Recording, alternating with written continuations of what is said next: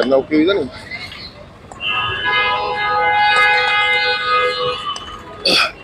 दैनिक shift time देख रहे हैं आप, मैं हूं रोहित शर्मा जी। दर्शकों, आज हम कटरा के मुख्य बस अड्डे पर खड़े हैं और यहाँ पर आपको बता दें कि ARTO रियासी और SP कटरा, SDM कटरा की अध्यक्षता में जो है ऑटो वालों को जो रेट लिस्ट लगाई गई है, आप देख सकते, हम बात करने की कोशिश करेंगे।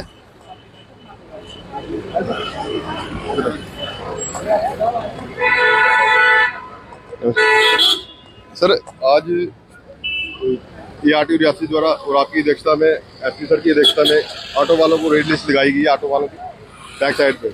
इससे पहले भी रेट लिस्ट एक बस स्टैंड पे लगाई गई थी, जिसको रात के वक्त किसी ने उखाड़ के फेंक दिया था। तो आप किस तरह से देखते हैं कि यात्रियों को इसका कितना फायदा होगा? यात्रियों को बहुत फायदा होगा। जो यात्रियों से कोई ओवर चार्जिंग रहती है, जो आप कहते हैं कि बाहर कोई उठा के फेंक गया था, this is not in our notice. अगर आपने पहले सही वक्त पे ये हमारे नोटिस में लाया होता कि कोई रेट लगाई थी, उठा के कोई फेंक गया, तो मैं आपको ये एश्योर कर सकता हूँ सरकार के माध्यम से कि उसके खिलाफ अच्छी जो कार्रवाई बनती है उससे बेहतर ही रहती। पहली बात। दूसरी बात, जो रेट्स हैं ये ऑटो के पीछे ही नहीं, ऑटो के बीच में भी लगाए गए हैं। RTO साहब और उनकी टीम मौके पे है, वो इंश्योर करेंगे कि with in 2 days, because 850 autos है जो अलग अलग स्टैंड से यहाँ पे ऑपरेट करता है, सभी ऑटोज में लिस्ट लग जाएंगी, स्ट्रिक्टली फॉलो होंगी। और कोई भी ऑटो आफ्टर 2 और 3 डेज जब ये फिनिश हो जाते हैं, RTO साहब हमें बता देंगे कि अभी खत्म हो गया काम।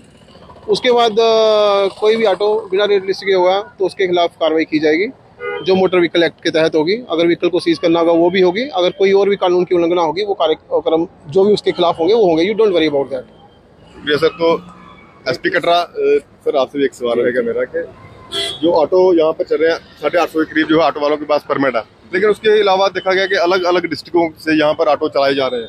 तो अगर उनको आइडेंटिफाई किया गया जो 850 से अलावा जो वहाँ के परमिट यहाँ पे चल रहे हैं, उन पर किस तरह की कार्रवाई की जाएगी? ये जो अभी आप बता रहे हैं, ये ऑलमोस्ट 1-1.5 महीना पहले भी हमारे संज्ञान में ये चीज़ आई है, जब हमने पिछली मीटिंग ऑटो एसोसिएशन और ARTO के साथ की थी। मुझे लगता है अभी हमें ऑटो एसोसिएशन ने भी आश्वासन दिया है कि वो सब ऑटो यहाँ से चले गए हैं, बट अगर फिर कोई नोटिस में आएगा तो वो ऑटो यहाँ ऑपरेट नहीं करेंगे जिनका परमिट इस एरिया में नहीं है। बहुत शुक्रिया सर बात करने के लिए। तो तमाम जानकारी देने के लिए हमारे साथ SDM कटरा और SP कटरा, जिन्होंने साफ तौर पे बताया कि जो भी जितने भी ऑटो हैं जहाँ पे कटरा में, उनके अंदर रेट लिस्ट लगाई गई है और उसके बाहर भी एक रेट लिस्ट लगाई गई है, जिसपे पूरी जानकारी दी गई है कि कितनी जो रेट है वो ले सकते हैं ऑटो वाले श्रद्धालुओं से। तो आप देख सकते हैं कटरा के मुख्य बस अड्डे के विजुअल हैं।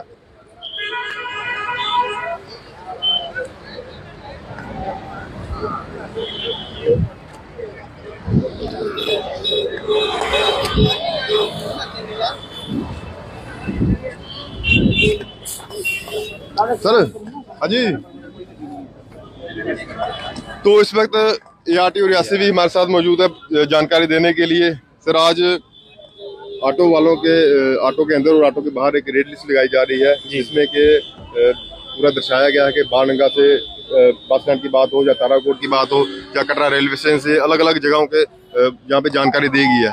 तो ये सर क्या कहना चाहेंगे श्रद्धालुओं को अगर फिर भी कोई ओवर चार्जिंग करता है तो? देखो, श्रद्धालुओं को हम यही कहना चाहेंगे कि आप जैसे इनको भी डायरेक्शन दी गई है कि कोई भी ओवर चार्जिंग या ओवरलोडिंग नहीं करेगा, फिर भी अगर उनके नॉलेज में, हमारे नॉलेज में आता है तो वो उनके लिए एक नंबर दिया गया है यहाँ पुलिस कंट्रोल रूम का, वो उस पर शिकायत कर सकते हैं और इन पर जल्दी कार्रवाई होगी। फिर ओवरलोडिंग की हम बात करें तो कई बार देखा गया है कि जो ऑटो के फ्रंट सीट पे यात्रियों को बिठाया जाता है, उन पर किस तरह की कार्रवाई की जाएगी अगर भविष्य में ऐसे ओवरलोडिंग स्ट्रिक्टली मना किया गया है इनको।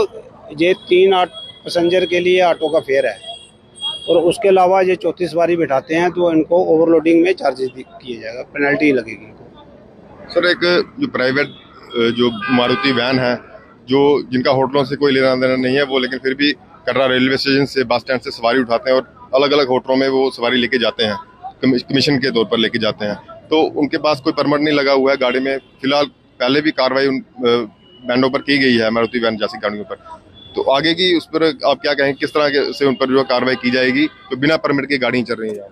वो रूटीन चेकिंग होती है। हम तीनों एजेंसियां जो है इसके लिए बड़ी सतर्क हैं। वो जैसे ही पकड़े जाते हैं हम उनको सीज कर देते हैं इन गाड़ियों को। वो आगे भी चलता रहेगा, आगे भी मतलब ड्राइव आपकी कंटिन्यू चलते रहेगा। तो बहुत बहुत शुक्रिया सर तमाम जानकारी देने के लिए। तो आप देख सकते हैं कटरा के मुख्य बस अड्डे के तस्वीरें हैं।